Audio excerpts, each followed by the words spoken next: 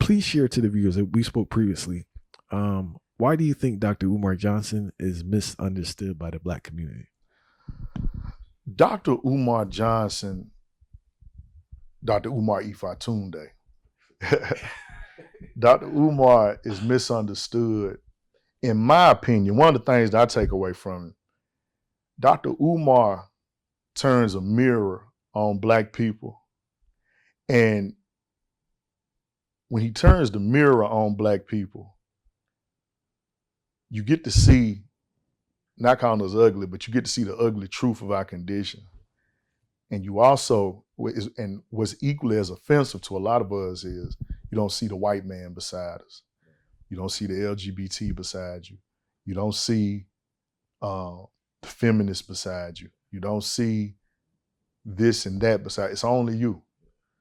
Dr. Umar is letting you know, what he communicates to us that I see, that I correlate to be a lot of those negative responses is, he's showing you that you in this all by yourself. It's only us. We only have us to depend on.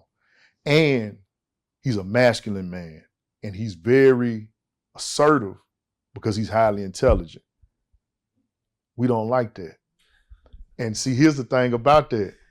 When you see somebody who's highly assertive in their intelligence, and they putting Black people first, they telling Black people, hey, it's us first and foremost, and this is how we do it. We do it by ourselves. We don't like that. That contradicts everything that we've learned K through 12. You know what I'm saying? We live in a country that charades around equality and multiculturalism. And Dr. Umar shows you that, hey, this is a farce. And not only is he doing that, he says, listen, we need a school. We've got to attack special education, do all this. And he commits himself in a way that warrants that type of adversarial response. You know what I'm saying? If I'm making sense. No, continue. So Marcus Garvey in the Philosophy and Opinions, he was talking about how he gets a lot of criticism, how he was getting a lot of criticism from his own people. And he was saying that the reason that was going on is because he was being called a fraud and scammer. He was saying the reason that happens is because a lot of them have that type of mindset. That's the mind that they would naturally function with. Projecting. Exactly, projecting. So a lot of the people who have things to say about Dr. Umar, calling him a fraud and a scammer, is because they naturally function like that. I deal with people like that every day, even in my personal life, who've attacked me and attacked loved ones of mine and called us frauds and scammers. But in reality, they're projecting how they would think. Untruths, dispelled, but that's how they think. So I believe that's a lot of why Dr. Umar is misunderstood. I want to say one last thing. This is the main thing. I don't say anything else. Self-hate. When you don't have that natural love for your African self and your Black self, you will hate a Dr. Umar. That's strange to hear somebody who advocates for your best interest first and foremost and beyond. It's strange to you. And so, like they say, you'll naturally hate what you don't understand. So I believe self-hate is at the root of why we don't understand Dr. Umar. But I have been to his school. I went once when he had the block party. I sat up there, and me and my son even had to go inside the school because he had to use the restroom. So, it was an unofficial tour, but I was able to see the facilities. It's very real.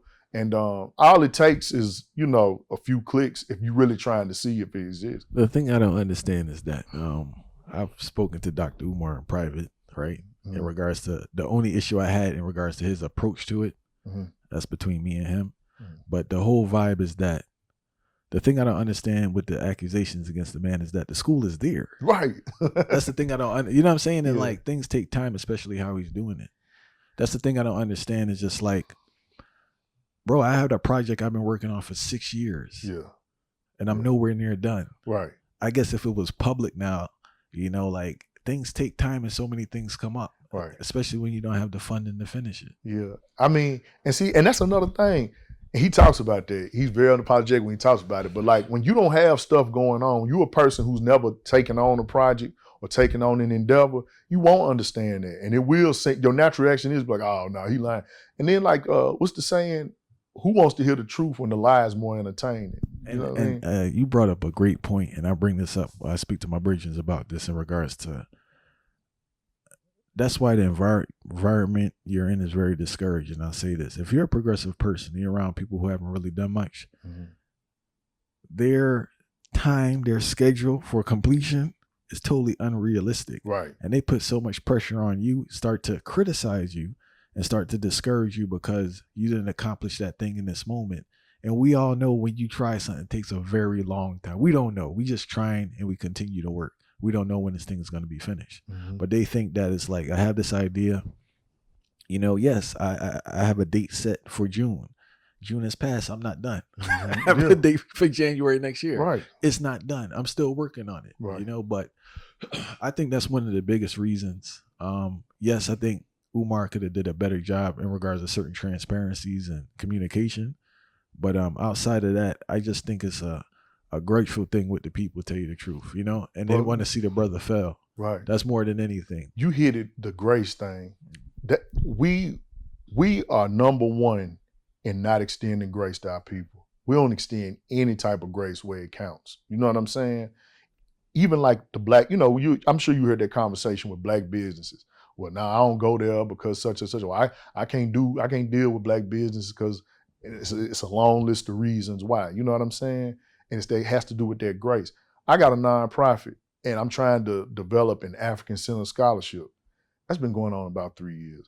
One thing I inadvertently learned from the good brother, Dr. Umar, is I try not to disclose too much because I don't ease off the pressure. Right. It keeps pressure off of me and the scrutiny, that's a whole nother thing. So but yeah, and that's taking me 3 years, and that's just a scholarship. You know what I'm saying? Let alone you talking about a school. But that man has 2 buildings.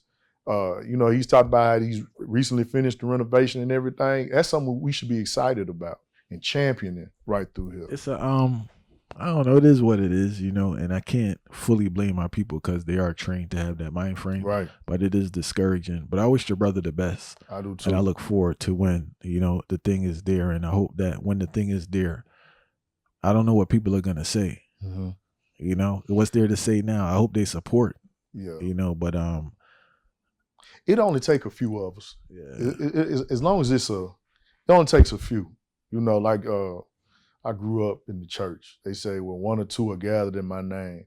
So as long as there's a few of us, we can build upon it. You know what I mean? We stand a lot to gain from just a few of us who know and appreciate and committed. And I will say this too, man, when you look through the comments on Dr. Umar, majority, I would say 95 to 99% of the negative comments aren't based on what he's saying.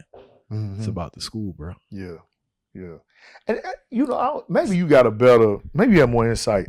But sometimes I wonder, I'm like it's there. You see it. If you really want to know if it's there, all it takes is the click of a button. It's like, you think they sent?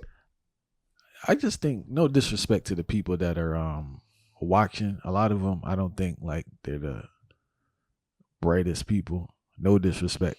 Some of the people making the comments in regards to, like, even if they had a different argument about the school, just the fact that it's not there and a different question, it would be more acceptable. But then it's just like, as you said, the self-hate, like, people really don't want to see a brother win. Right. And this is weird in a sense, like, it's not like he's trying to be an artist, like he's trying to provide something that actually benefits the people long term. Because remember, when that person is educated and develops, they'll have their own family and kind of bring the thing on a level. So, but I don't know. As I said, I wish him the best, man, and I'm patiently looking forward to the opening of the school, seeing the children in there learning and seeing the manifestation of his vision. You know, I just want to say, not to elongate, but going back to what you said earlier, that anti-intellectual culture that we have, you're not made to appreciate that. The majority of us, we literally can't appreciate it because we have been taught that this is unneeded. We have school. Our problem is in the voting booth, or our problem is, whatever. You know what I'm saying? But we've been made not to appreciate that. When you talk about intellectualism, that's prime. Developing a school, building a school. What more could you ask for? I mean, you can ask for more, but I'm just saying, look at that. You talking about, that's at the staple of developing and cultivating the black mind, the child's mind. You know what I'm saying? The promise in that that's gonna go hundreds of years. We can't appreciate it. And it kind of goes back to what you were saying with the anti-intellectual culture that we possess.